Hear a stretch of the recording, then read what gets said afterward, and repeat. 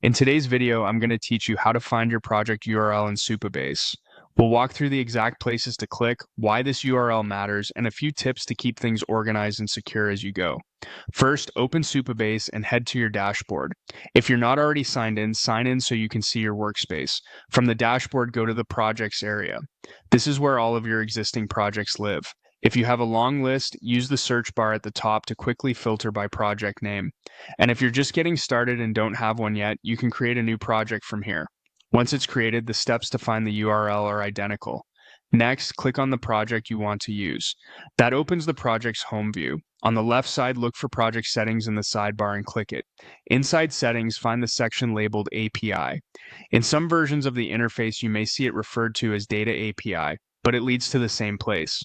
On the API page, you'll see a box labeled Project URL or simply URL. This is the base address for your project, the one your app uses to talk to Supabase services. You'll use it in the Supabase client configuration and with any REST or RPC calls. It usually looks like a secure HTTPS address ending with a supabase.co domain. Right next to the URL field, there's a copy icon. Click that to copy the full URL to your clipboard. That's the safest way to avoid typos.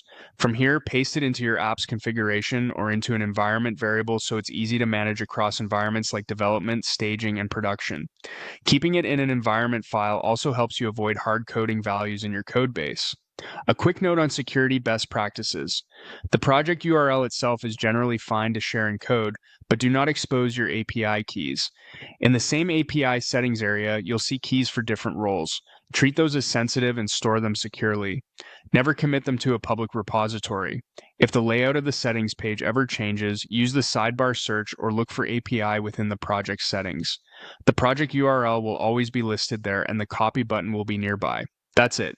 Open Supabase, go to Projects, select your project, head into Project Settings, open the API section, and copy the project URL.